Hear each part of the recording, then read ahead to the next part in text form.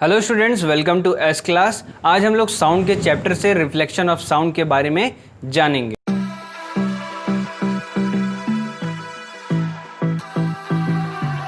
तो जैसे कि हमने पहली क्लास में जाना था कि प्रोडक्शन ऑफ साउंड कैसे हो रहा है, साउंड क्या है, और उसके बाद हमने जाना कि कैरेक्टरिस्टिक्स ऑफ साउंड क्या हैं, जिसमें हमने क्या जाना था कि उसकी वेवलेंथ क्या है, फ्रिक्वेंसी क्या है, एम्पलीट्यूड क्या है, वेलोसिटी क्या है, और ये सारी बातें। फिर इसके बाद आज की क्लास में हम लोग जानेंगे कि रिफ्लेक्शन ऑफ साउंड क्या होता है। जैसे कि आप जानते हैं कि लाइट में जिस तरीके से रिफ्लेक्शन होता है उसी तरीके से साउंड में भी रिफ्लेक्शन होता है। इसको समझने के लिए जो पुराना ग्राफ अब तक चलता आया है लाइट के रिफ्लेक्शन को समझने के लिए, उसे हम दोबारा दोहराएंगे जिससे साउंड के रिफ्लेक्शन को भी हम लोग समझ सकें। जैसे ये कोई इंसिडेंट रे है, किसी भी ऑब्जेक्ट पर गिरती है, जैसे किसी भी ऑब्जेक्ट पर यहाँ पर हिट की तो क्या करेगी, ये वापस रिटर्न होगी। जैसे फॉर एग्जांपल आपने कोई बॉल लिया या फिर आप उसे फर्श पर गिराते हैं या फिर आप उसे वॉल से लड़ाते हैं तो वो क्या करती है, बाउंस बैक करती है। सेम उसी तरीके से जो लाइट होती है या फिर साउंड होती है वो क्या करती है, बाउंस बैक करती है। ओके, तो ये क्या कहलाती है, इंसिडेंट रे कहलाती है, और ये क्या कहलाती है, रिफ्लेक्टेड रे कहलाती है।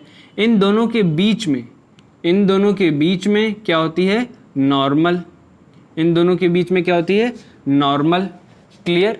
तो इंसिडेंट रे और रिफ्लेक्टेड रे, तो ये किसके बेसिस पर हमने लाइट वाला किया था, on the basis of law of reflection. तो सेम साउंड भी इसी बेसिस पर अपना रिफ्लेक्शन शो करता है। किस पर, लॉ ऑफ रिफ्लेक्शन पर। तो लॉ ऑफ रिफ्लेक्शन का पहला केस क्या था, लॉ ऑफ रिफ्लेक्शन का पहला केस था कि जो इंसिडेंट रे है यानी कि angle of incidence is equal to the angle of reflection के। तो जो इंसिडेंट का जो एंगल है और जो रिफ्लेक्शन का जो एंगल है वो क्या है, सेम है, यानी कि angle of incidence is equal to angle of reflection के। क्लियर बात।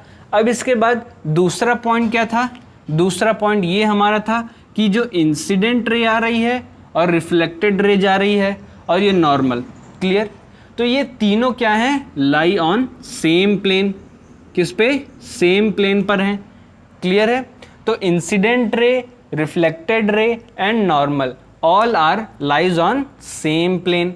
तो ये हमारा क्या है, दूसरा लॉ हमारा रिफ्लेक्शन का यही बताता है कि इन तीनों सेम प्लेन पर है। और पहला लॉ क्या बताता है, इंसिडेंट और रिफ्लेक्टेड क्या है, इक्वल है। इसी बेसिस पर साउंड भी वर्क करता है। कोई भी अगर कोई ऑब्जेक्ट हो या फिर कोई मीडियम हो, जैसे एयर से लिक्विड में अगर साउंड ट्रेवल करने वाला है तो उसमें बीच में एक पॉइंट ऐसा रहेगा जहां पर लिक्विड एंड होगा और जहां पर एयर एंड होगा। तो एट दैट पॉइंट वहां पर क्या होगा, रिफ्लेक्शन होगा। क्लियर। तो वहां पर भी कैसे शो होगा, लॉ ऑफ रिफ्लेक्शन से ही वो शो किया जाएगा। क्लियर बात। और इसका एग्जाम्पल आप ले सकते हैं इको। इको क्या होता है, जैसे कोई भी आवाज़ गूंजती है जब आप हिल्स पर जाते हैं या माउंटेन्स पर जाते हैं तो आप चीखते चिल्लाते हैं, तो वहाँ से क्या होती है, इको, मतलब रिपीटिंग ऑफ साउंड्स। इसको हम लोग अगली क्लास में डिस्कस करेंगे। वैसे भी इसको काट दिया गया है, पर रिवर्बरेशन को समझने के लिए हमें इको को भी समझना पड़ेगा, नहीं तो दोनों के बीच कन्फ्यूजन होगी। इस टॉपिक को हम लोग अगली क्लास में डिस्कस करेंगे। और फिर इसके बाद दूसरा एग्जाम्पल आप ले सकते हैं, क्या, लाउड स्पीकर्स का। लाउड स्पीकर्स या फिर जैसे जो स्पीकर्स यूज़ होते हैं ऐसे नॉर्मली जिसमें ह्यूमन अपनी वॉइस करते हैं और वो तुरंत क्या करती है, रिपीट करती है, रिफ्लेक्शन शो करती है, रिफ्लेक्शन ऑफ साउंड शो करती है, जैसा आप देख सकते हैं। फिर इसके बाद आज का टॉपिक यहीं पर ख़त्म होता है। अगली क्लास में हम लोग मिलेंगे और रिवर्बरेशन और इको के बारे में बात करेंगे। ये क्लास अगर आपको अच्छी लगी हो तो इसे लाइक करिएगा। आने वाली क्लास के लिए चैनल को सब्सक्राइब करके बेल आइकन ऑल करिए, जिससे क्लास की अपडेट आपको मिले सबसे पहले। Thank you.